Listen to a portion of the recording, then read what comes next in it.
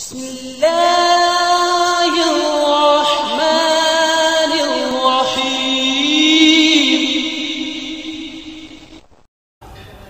انگریزوں کا جب اس ملک کے اوپر تسلط ہوا اور یہاں کے لوگوں نے غلامی سے نجات حاصل کرنے کے لیے مختلف طریقے اختیار کیے، 1857 میں تک باضابطہ مقابلے ہوئے۔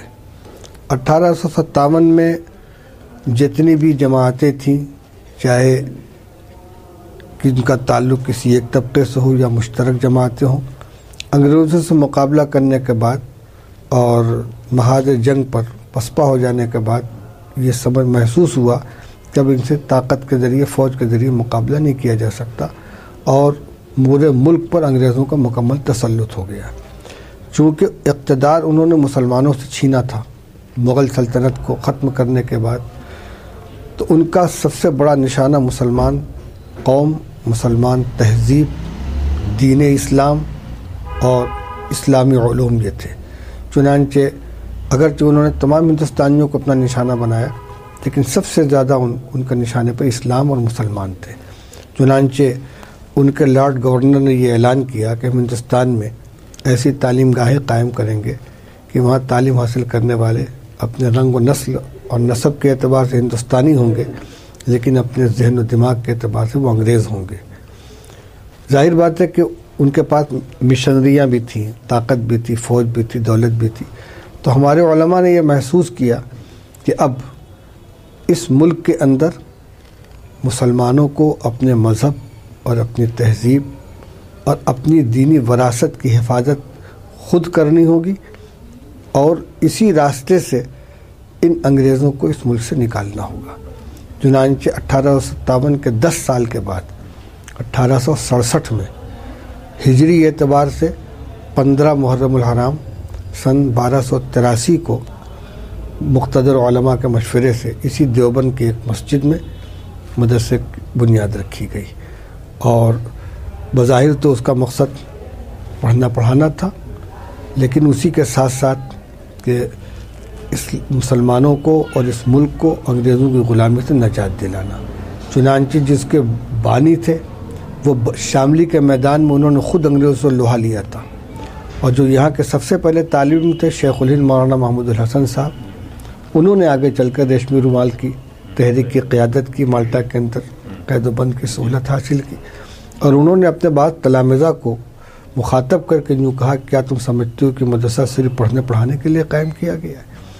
یہ صرف ایک درسگاہ نہیں، بلکہ مسلمانوں کی مذہبی اور ان کی تہذیبی حفاظت کا ایک قلعہ، مسلمان کو مسلمان بن کر زندہ رہنے کا ہنر سکھانے والا ادارہ، اور اس کے ساتھ ساتھ انگریزوں کی غلامی سے ملک کو نجات دلانے کا جذبہ پیدا کرنے والا ادارہ۔ چنانچہ دونوں محاذوں پر کام ہوا، اور الحمدللہ 90 سال کی جد و جہد کے بعد 1947 میں ملک آزاد ہوا۔ تو اس ہندوستان کی آزادی کی لڑائی میں علماء کا بہت بڑا رول رہا ہے جی، اس کو اتنا اکنالج نہیں کیا کرنا چاہیے، لیکن آزادی کے بعد جی اس کا اتنا بڑا رول نہیں رہا نا کہ اسد بندی صاحب تھے اور صحیح ہے۔ اس کے بارے میں آپ سے عرض کروں، مسلمانوں کی جو قائد جماعت تھی جمعیت علماء ہند، حضرت شیخ الہند رحمۃ اللہ علیہ 1919 میں وہاں سے واپس آئے ہیں، اور 1920 میں جمعیت علماء ہند کا باقاعدہ قیام ہوا ہے۔ اس وقت سے جمعیت علماء ہند نے جو آزادی کا بیڑا اٹھایا، تو اس زمانے کے حالات کے اعتبار سے اس نے پارلیمانی سیاست کے اندر بھی حصہ لیا۔ کئی تنظیمیں تھیں، ایک طرف انڈین نیشنل کانگریس، ایک طرف خلافت کمیٹی، ایک طرف جمعیت علماء ہند، سب کا آپس میں تعاون بھی تھا اور آپس میں مشورے بھی ہوتے تھے، اور جمعیت علماء ہند کو قائدانہ حیثیت حاصل تھی۔ چنانچہ ایسا بھی ہوا ہے کہ ایک ہی میدان کے اندر 3 اسٹیج لگ رہے ہیں، ایک طرف خلافت کمیٹی کا، ایک طرف کانگریس کا، ایک طرف جمعیت علماء ہند کا، اور ان دونوں اسٹیج کے لیڈران اس انتظار میں رہتے تھے کہ جمعیت علماء ہند کیا ریزولوشن پاس کرتی ہے، اس کے بعد وہ اپنے فیصلے کرتے تھے۔ ہندوستان میں مکمل آزادی کی آواز سب سے پہلے علماء نے اٹھائی ہے، ورنہ یہ جو دوسرے لیڈران تھے یہ تو تھوڑی سی خود مختاری لینے پر بھی راضی ہو چکے تھے، لیکن مکمل آزادی ہم کو چاہیے. یہ آواز پہلے جمعیت علماء ہند نے اٹھائی، اس کی دی ہوئی یہ آواز ہے. اس کے بعد جب زمین ہموار ہوئی تو سب لوگوں نے اس کو قبول کیا، چونکہ ان کا مقصد اقتدار میں حصے دار ہونا نہیں تھا، بلکہ ملک کو غلامی سے آزاد کرانا، مسلمانوں کی تہذیب، ان کی ثقافت، ان کے دین کی حفاظت کرنا. یہ اس کا کوئی پھل نہیں چاہتے تھے. اور اسی لیے جبکہ پوری اکثریت مسلمانوں کی تقسیم کی جانب جا رہی تھی، علماء دیوبند نے تقسیم ملک کی سختی سے مخالفت کی. اس راستے میں ان کو بڑی پریشانی بھی اٹھانی پڑی، بے عزتیاں کی گئی، پگڑی اچھالی گئی، لیکن دیانتاً جو ان کے نزدیک صحیح تھا اس پر یہ جمے رہے. اور جو ہی ملک آزاد ہوا ان کا مقصد حاصل ہو گیا. تو یہ ہمارے اکابر جو جیل جا رہے تھے، تحریکیں چلا رہے تھے، اور جنہوں نے آزادی کے لیے سر دھڑ کی بازی لگا رکھی تھی، انہوں نے فوراً اعلان کر دیا کہ اب ملک کی پارلیمانی سیاست سے ہمارا کوئی تعلق نہیں ہے. جمعیت علماء ہند نے جو واحد نمائندہ جماعت تھی نیشنلسٹ مسلمانوں کی، اس نے فوراً اعلان کر دیا کہ اب ہم الیکشن میں حصہ نہیں لیں گے. اب ان کی ساری توجہ جو آ گئی مسلمانوں کے دیگر شہری حقوق. آزادی کے فوراً بعد جو تقسیم کا حادثہ ہوا اور اس میں کتنے ہزار مسلمان بے گھر ہوئے، قتل کیے گئے، تو کئی سال تک تو مسلمانوں کی اور خاص طور سے علماء کی ساری توجہ مسلمانوں کے قدم جمانے کے اوپر تھے. جس طریقے سے پنجاب ویران ہو گیا، میوات کا بہت سا حصہ خالی ہو گیا، دلی بھی تقریباً ویران ہو رہا تھا. مولانا محمد میاں صاحب، مولانا عبدالرحمن صاحب، مولانا ابوالکلام آزاد، مولانا احمد سعید صاحب، مفتی کفایت اللہ صاحب، مولانا حسین احمد صاحب مدنی، یہ اکابر تھے جنہوں نے سر دھڑ کی بازی لگا دی مسلمانوں کو قدم جمانے میں. تو کچھ دنوں تک تو ان کی ساری توجہ مسلمانوں کے وجود و بقا کے لیے رہی. اس کے بعد جو لابی اقتدار کے اوپر قابض ہوئی، اس کے ذہن کے اندر تعصب تھا. آہستہ آہستہ مسلمانوں کی سیاسی سماجی حیثیت کو کمزور کرتے کرتے وہ نتیجہ آج سامنے آ رہا ہے کہ ملازمتوں میں، پارلیمنٹ میں، لوکل باڈیز کے اندر، تجارت میں، زمینداری میں جتنا حصہ مسلمانوں کا تھا، ان کا گراف برابر نیچے آتا چلا گیا. تو اس لیے ان کی ساری توجہ اپنے مذہب اور دین کی حفاظت اور ثقافت کی حفاظت پر، مسلمانوں کو ان کے شہری حقوق دلانے پر، ان کی شناخت کو برقرار رکھنے پر، ان کے مذہب میں، ان کے دین میں غیروں کی مداخلت سے حفاظت کرنے پر، اس پر رہی. یہ تقریباً پوری مدت جو یہ دفاع کے اندر گزر گئی، ڈیفنس کرتے کرتے حالات اس طریقے کے بنتے چلے گئے کہ ساری قوت جو ہے اندرونی طور سے تو یہ اپنے مذہب اور دین کی حفاظت میں، تعلیم و تعلم میں لگے رہے، اور جو ملک کے اندر جو میدان تھا اس میں ان کی ساری توجہ جو ہے دفاع کے اوپر لگی. فرقہ وارانہ فسادات کا جو سلسلہ شروع ہوا تو کتنے مسلمان اس کے اندر مارے گئے، بستیاں ویران کی گئیں، قید و بند کے اندر ڈالے گئے، جھوٹے مقدمات میں پھنسائے گئے. اور وہ جو ذہنیت اس وقت تھی وہ آج تک ختم نہیں ہوئی ہے. تو اب اس کے لیے کیا کرنا چاہیے ہندوستان کے مسلمانوں کے لیے اس وقت؟ ویسے تو سب سے بڑا سہارا اللہ کا ہے ہر حال کے اندر، لیکن ملک کے اندر سب سے آخری سہارا ملک کا آئین ہے. یہ بھی علماء کرام ہی کی کوشش تھی کہ ان حالات میں جب کہ تقسیم کا تازہ تازہ واقعہ ہوا تھا اور کہنے والے موجود تھے کہ مسلمان اپنا حصہ لے کر جا چکے، اب یہ ملک ہندو اسٹیٹ ہے، اس وقت ملک کا جو قانون بنوایا وہ سیکولر قانون بنوایا. تب ہمارے لیے سب سے بڑا جو ایک مضبوط سہارا ہے وہ یہاں کا قانون ہے. قانون کی خود حفاظت کرنا، حفاظت کروانا، حکومتوں کو، چاہے وہ مرکزی حکومتیں ہوں، صوبائی ہوں یا لوکل باڈیز ہوں، ان کو ان کی ذمہ داریوں کو یاد دلانا اور جو قانونی حقوق حاصل ان کا تحفظ کرنا. آپ جتنی تحریکات ہماری چل رہی ہیں آپ ان کے بارے میں غور کریں.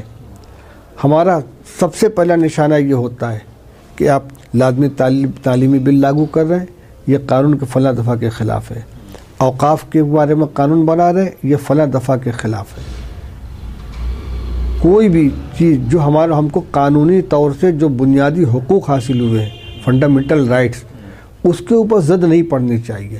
دوسرا میدان یہ ہے کہ ملک کے اندر سے فرقہ واریت کے زہر کو ختم کر کے آج بھی اس ملک کے اندر بہت بڑی جماعت ہے جو سیکولر ذہن رکھتی ہے. سیکولر کا مطلب مذہب مخالف نہیں ہوتا، بلکہ مطلب یہ ہوتا ہے کہ ان کے قانون کی، حکومت کی بنیاد مذہب پر نہیں ہے. ملک مذہب دشمن نہیں، کسی مذہب پر دشمن نہیں. تو جو ہماری اس ملک کے قانون کی روح ہے، اس روح کو عام کرنا، اور جو سیکولر مزاج لوگ ہیں ان کا تعاون کرنا، ان سے تعاون لینا، تاکہ یہ فرقہ پرستی کا جو ناگ سر اٹھا رہا ہے اس کو کمزور کیا جائے. جتنی زیادہ. لیکن آپ کو نہیں لگتا کہ جب تک آپ اقتدار میں حصہ نہیں لیں گے اس طرح کی پالیسیز بنتی رہیں گی، اس طرح کے لوگ، اس طرح کی چیزیں جو ہے مسلمانوں کے خلاف جو ہو رہا ہے بد سے بدتر ہوتا جا رہا ہے؟ آپ کو صحیح کہہ رہے ہیں. لیکن دیکھیے اقتدار میں حصہ دار بننے کی دو صورتیں ہیں. ایک صورت تو وہ ہے کہ ہم پورے ملک کی صورتحال کو سامنے رکھ کر گفتگو کر رہے ہیں، خاص طور سے آسام یا کسی صوبے کو نہیں، کہ مسلمان اس ملک کے اندر ایک دو جگہ کسی شہر کو چھوڑ دیجئے، کسی صوبے کو چھوڑ دیجئے، تو کہیں بھی اس پوزیشن میں نہیں ہے کہ تنہا اپنے ووٹ کی بنیاد پر اپنے امیدواروں کو اتنی تعداد میں کامیاب کر لیں کہ رولنگ پارٹی بن جائے. لیکن آپ نے کہا کہ ایک بہت بڑی تعداد یہاں پہ ہے جو سیکولر ذہن رکھتی ہے. جی. تو ایسا کیوں نہیں ہو سکتا کہ مسلمان کینڈیڈیٹ کو امیدوار کو نان مسلم بھی ووٹ دیں اور دوسرے لوگ بھی ووٹ دیں؟ ٹھیک ہوتا ہے، یہ بھی ہوتا ہے، لیکن سب کے باوجود اتنی پوزیشن نہیں ہے کہ یہ اپنے ووٹ کے بل پر اور اپنے سیکولر ساتھیوں کے ووٹ کے بل پر رولنگ پارٹی بن جائیں، تنہا اقتدار کے اندر آ جائیں. اس لیے سیکولر قوتوں کو مدد پہنچانا اور اس بات کی کوشش کرنا کہ اقتدار کے اوپر فرقہ پرست قابض نہ ہونے پائیں. دیکھیے ہر ایکشن کا ری ایکشن ہوتا ہے. ہم اگر مذہب کی بنیاد پر، مسلمان کی بنیاد پر کہ یہ مسلمان کینڈیڈیٹ ہے لہٰذا اس کو ووٹ دو، ہم جب ادھر یہ آواز اٹھائیں گے تو اس کے رد عمل کے طور پر لازمی طور پر یہ آواز آئے گی کہ یہ ہندو امیدوار ہے لہٰذا ہندو کو ووٹ دو.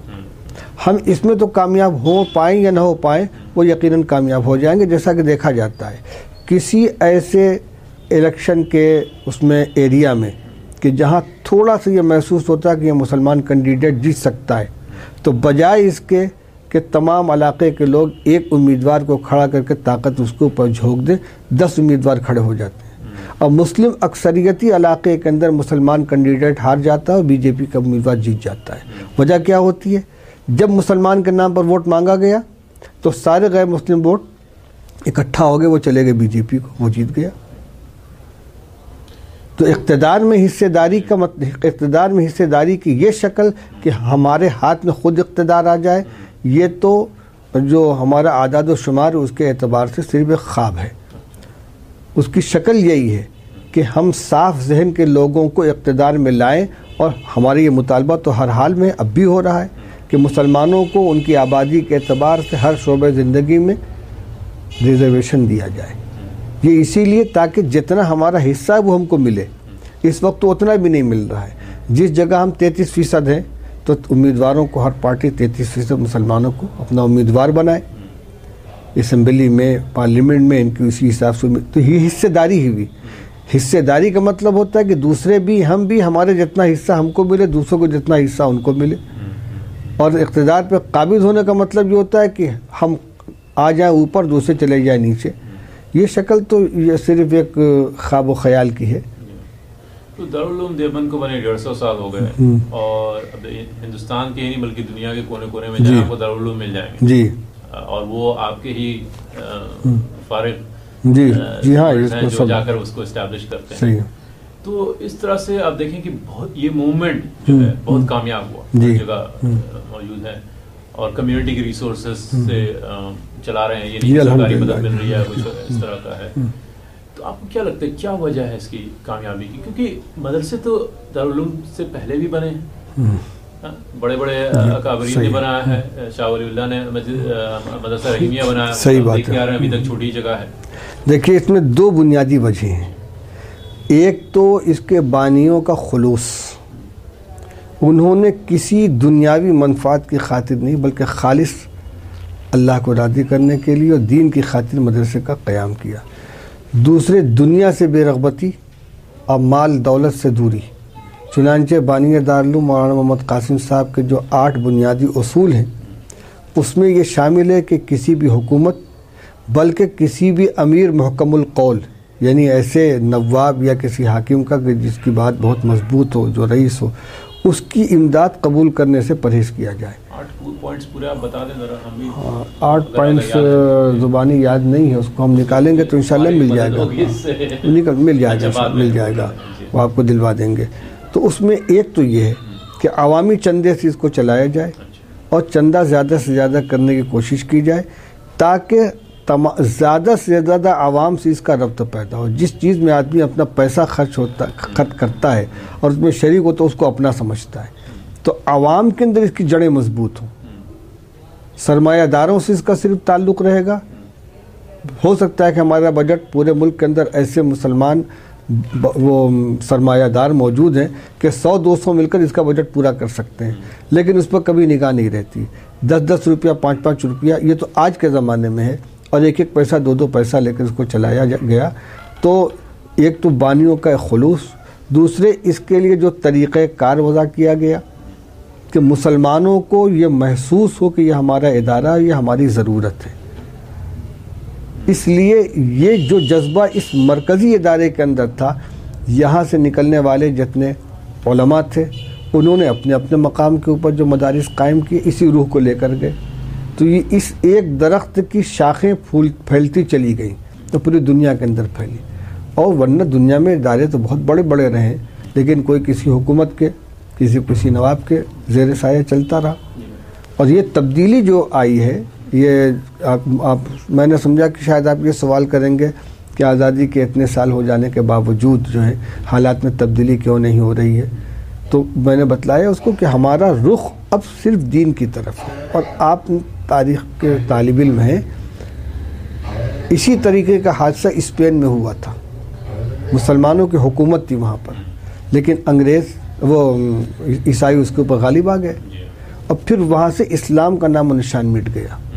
اسی طریقے سے روس کے اندر ہوا، وہاں اسلامی حکومت تھی، اسلام کا سب سے بڑا مرکز تھا، تمام بڑے بڑے محدثین مفسرین اسی علاقے کے تھے، لیکن اسلامی حکومت ختم ہوئی تو 60 سال تک وہاں کوئی اللہ کا نام لینے والا نہیں تھا۔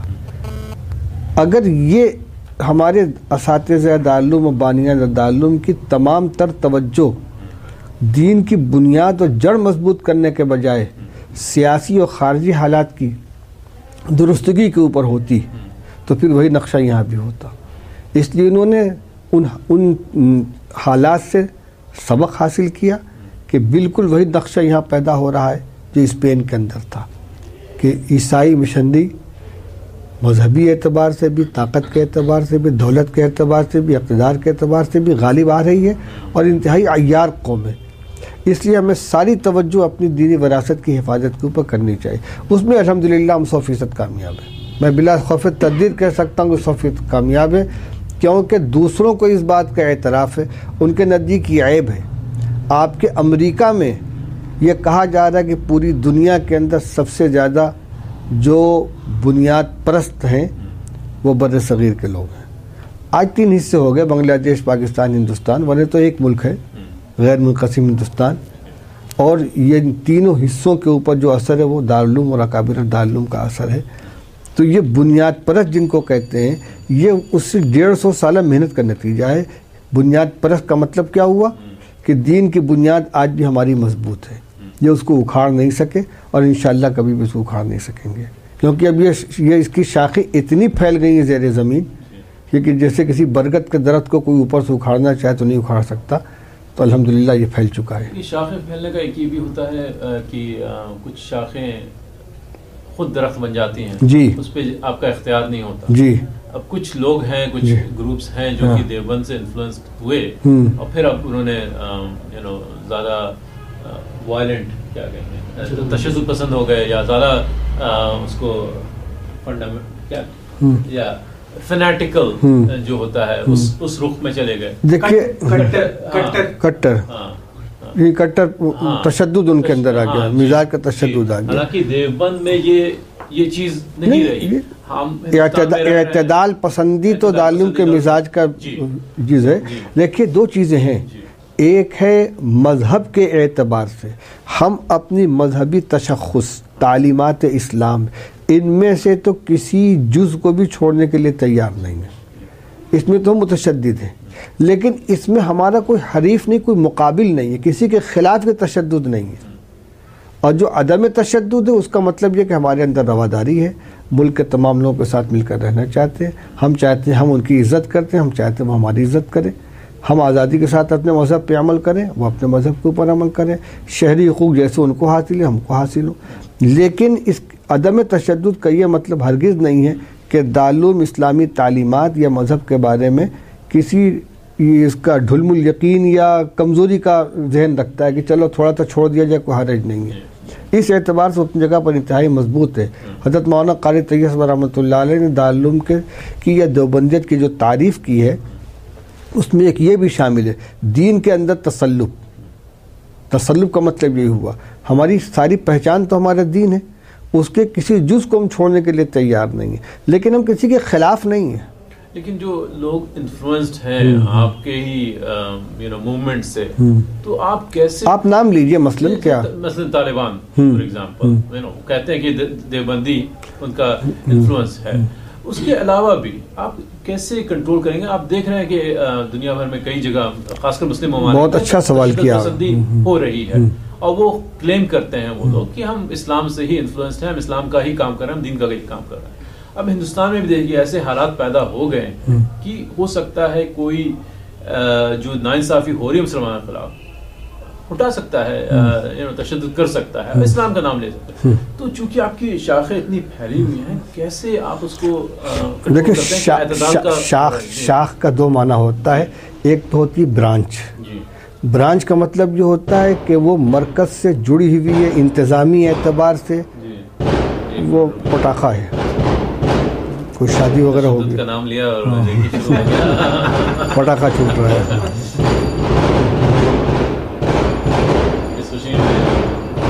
شادی ہوگی،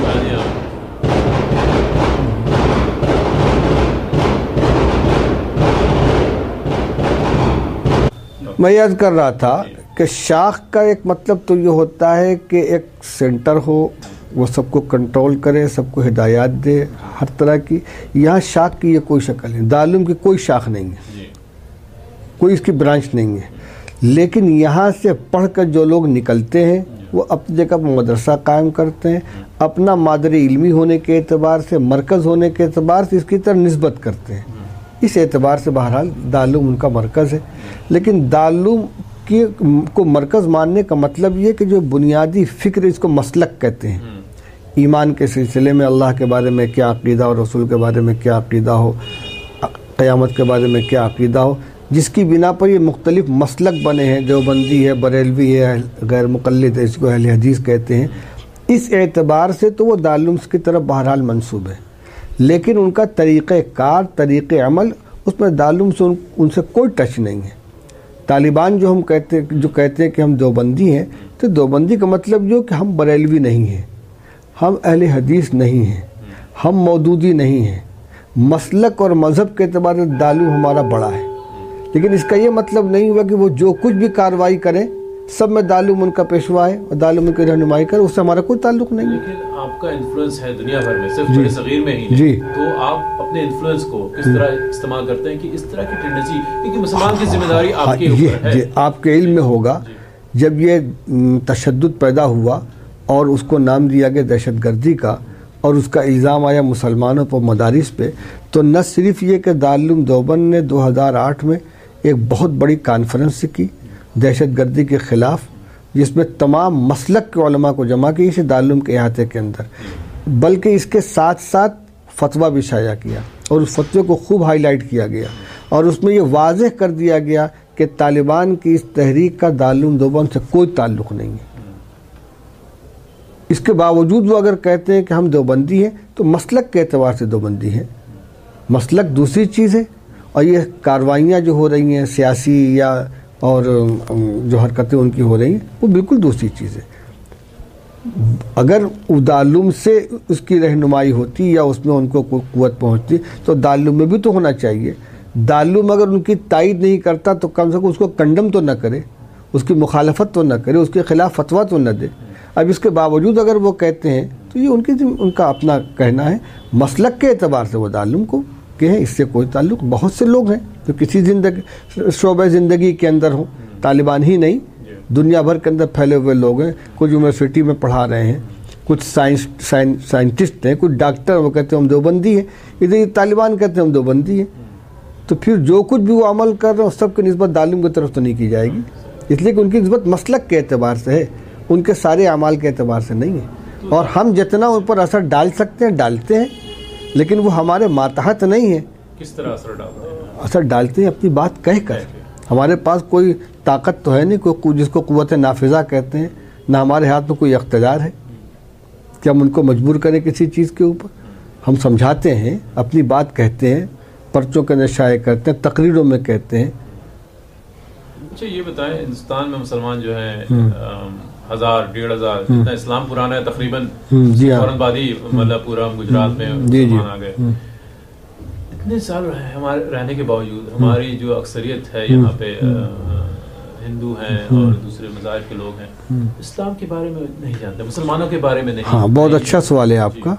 اس کی وجہ یہ ہے کہ یہاں جو اسلام آیا ہے یہ زیادہ تر اکابر اور صوفیہ کے راستے سے آیا ہے، اور ان کا طریقہ یہ تھا کہ ان کے پاس جو لوگ آئے ان کے اخلاق سے، ان کی نیکی سے متاثر ہوئے، مسلمان ہو گئے، لیکن ان کی تعلیم و تربیت کے اوپر کوئی توجہ نہیں دی گئی.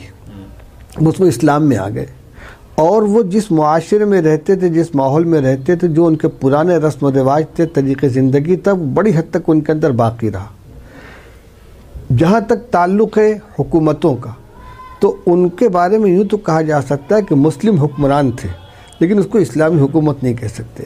کسی بھی مسلمان بادشاہ نے اسلام کی خدمت کے طور پر یہاں کوئی کارنامہ نہیں انجام دیا ہے.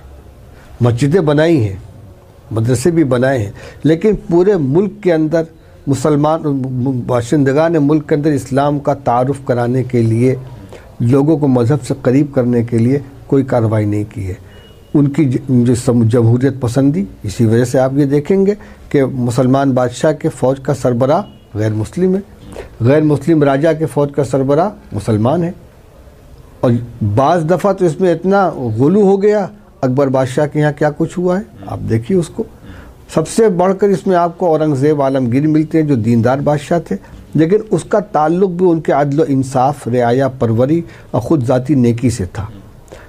کچھ کیا انہوں نے کہ علمی خدمت کی، فتاوی عالمگیر مرتب کی گئی، لیکن ملک کے سطح کے اوپر اسلام کا تعارف، تبلیغ، اس طرح کا کوئی کام نہیں کیا گیا.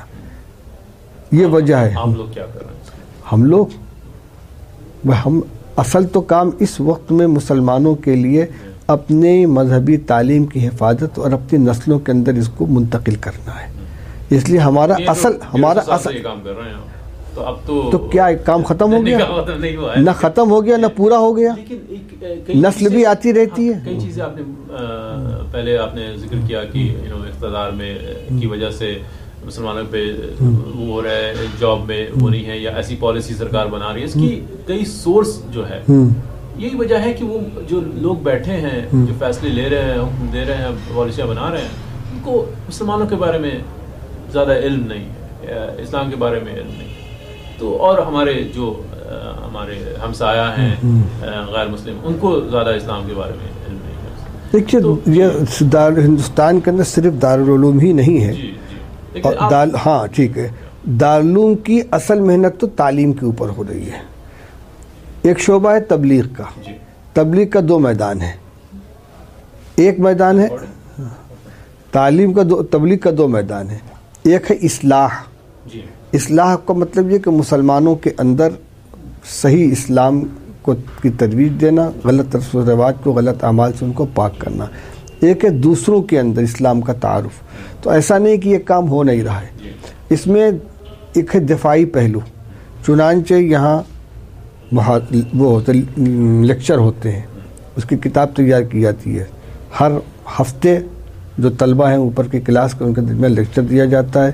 اس میں ہندوازم کا تعارف، عیسائیت کا تعارف، یہودیت کا تعارف، اور خود ہمارے مسلمانوں کے اندر سے جو اس طرح کے فرقے پیدا ہوئے ہیں جو دیوبندیوں کو نشانہ بناتے ہیں، جیسے غیر مقلد ہیں، وغیرہ بریلوی ہیں، شیعہ ہیں، ان کے بارے میں ان کا تعارف کرانا اور ملک کے اندر جہاں ضرورت پڑتی ہے اپنے افراد کو بھیجنا. اسی طریقے سے جو ہمارے علماء تقریر وغیرہ کے لیے جاتے ہیں، ہمارے مبلغین بھی ہیں جو بڑے بڑے جلسوں میں شرکت کرتے ہیں، تو اس میں صرف نماز، روزہ، حج، زکوٰۃ کا مسئلہ نہیں بیان کیا جاتا، بلکہ اسلامی اخلاقیات، اسلام کیا چیز ہے، پڑوسیوں کے ساتھ کیا سلوک کرنا چاہیے، باشندگان ملک کے ساتھ کیسے رہنا چاہیے، اسلامی معاملات کیا ہیں، اس کی تبلیغ کی جاتی ہے. اور یہاں کے قانون کے دائرے میں رہتے ہوئے، کیونکہ یہاں ڈائریکٹ کسی دوسرے کو اپنے مذہب میں آنے کی دعوت دینا یہ قانون کے اعتبار سے قابل گرفت ہو چکا ہے. ہاں کچھ ریاستوں میں، کچھ ریاستوں نہیں، یہ ملکی قانون ہے. ہاں ملکی قانون ہے.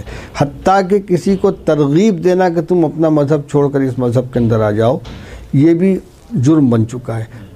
تعارف کرا سکتے ہیں اسلام یہ ہے، لیکن یہ نہیں کہہ سکتے کہ تم چھوڑ کر ہمارے مذہب کے اندر آ جاؤ. اگرچہ پابندی صرف مسلمانوں کے اوپر ہے، باقی دوسرے تبلیغ کرتے رہے، ان کے اوپر کوئی گرفت نہیں ہے، لیکن قانون یہی ہے.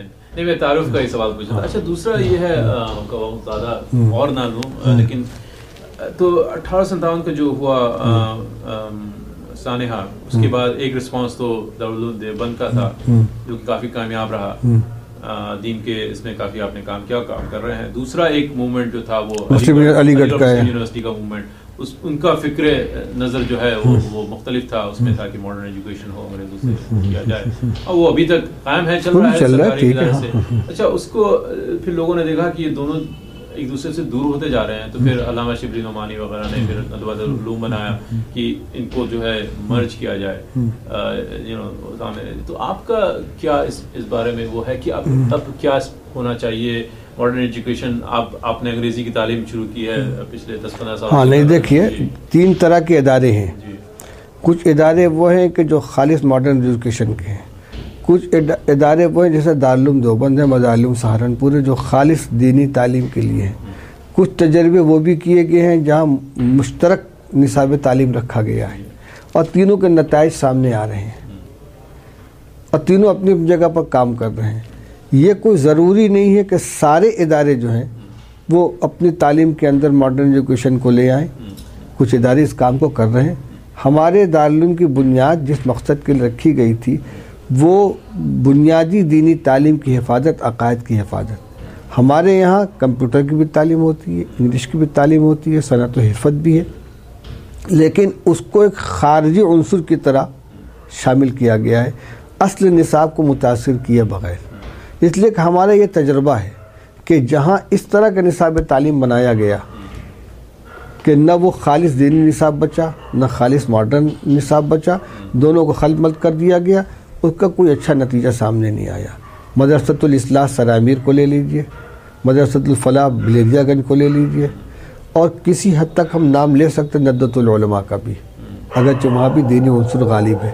لیکن دینی میدان کے اندر کام کرنے والے، دفاع کا کام ہو یا اقدام کا کام ہو، تصنیف و تالیف کا ہو، وعظ و تقریر کا ہو یا درس و تدریس کا ہو، اس میں آج بھی آپ خود اس کو تسلیم کر رہے ہیں کہ صرف ابتدائی صدیوں میں نہیں، آج بھی ہندوستان نہیں بلکہ پورے ملک کے اندر خدمت جو کر رہے ہیں تو وہ دارالعلوم یا اس کے طرز پر چلنے والے اداروں کے فضلہ ہے. اس میں زیادہ سے زیادہ یہ ہوگا کہ ان کے روزی روٹی کا کچھ انتظام آسانی سے ہو جائے گا. سفارت خانوں میں کام کر لیں گے، ترجمہ کر لیں گے، اور باہر کے ملکوں میں چلے جائیں گے. لیکن یہ معاش کا مسئلہ بنیادی مسئلہ نہیں ہے. بنیادی مسئلہ ہمارے دارالعلوم کے پیش نظر جو ہے وہ دین کا ہے. معاش کو اقبالیت نہیں دیتے.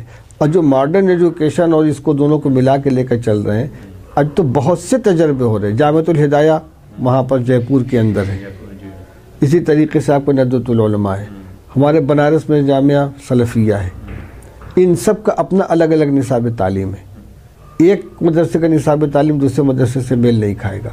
جو تعلیم اس لائن میں جائے گا وہ وہاں سے فارغ ہو کر، اور وہ ایک ندوی کہلائے گا. اس کی خدمت کیا ہوگی؟ لیکن آپ کو نہیں لگتا چونکہ اب آپ نے ویب سائٹ بھی بنائی ہے دارالفتہ کی, لوگ سوال پوچھتے ہیں, اگر آپ خود دیکھیں کہ کتنی مختلف ٹاپکس پہ فتوے پوچھے جاتے ہیں, تو ان سب فتووں کو صحیح جواب دینے کے لیے ٹو انڈرسٹینڈ, کیونکہ ماڈرن لائف جو ہے کمپلیکس ہو گئی ہے, اب لوگ آپ سے سوال پوچھیں گے بھائی جینیٹکس کیا ہے, اس طرح کی چیزیں, جینیٹک انجینئرنگ الاؤڈ ہے کہ نہیں, اس کا مطلب ہے کہ آپ مفتی صاحب کو جینیٹک انجینئرنگ بھی پڑھنا ہوگا, ان کے بارے میں بھی جاننا ہوگا. تو آپ کو نہیں لگتا کہ سارے اسٹوڈنٹ نہیں دارالعلوم کے, لیکن کچھ ہوں جو کہ ان سب علوم پہ بھی مہارت حاصل کرے, خاص کر جو مفتی حضرات تیار ہو رہے ہیں؟ نہیں, یہ ٹھیک ہے آپ یہ کہہ رہے ہیں. آپ یہ بتائیے کہ جتنے قسم کے سوالات آئیں گے, ڈاکٹری کے سوالات آئیں, سائنس کے سوالات آئیں, جیومیٹری کے, الجبرا کے, تو کیا سارے علوم کو حاصل کرے گا؟ جو ان کا تخصص ہے, اختصاص ہے, جو بنیادی چیزیں ہیں, فقہ ہے, حدیث ہے, قرآن ہے, تفسیر ہے, اصول ہے, اس کو تو اس میں تو ان کو مہارت پیدا کرنی ہے. باقی جن چیزوں کے بارے میں ان سے سوال کیا جائے گا اس کے ماہرین سے معلوم کریں گے. ایک ڈاکٹر بیٹھتا ہے علاج کرنے کے لیے, اس کو جانکاری حاصل کرنی ہوتی ہے تو 10 طرح کا ٹیسٹ کراتا ہے, اس لیبارٹری میں جاؤ, اس لیبارٹری میں جاؤ, فلاں سے وہاں سے رپورٹ لے آؤ, اور رپورٹ سب سامنے آ جاتی ہے, تب وہ ایک نسخہ لکھتا ہے.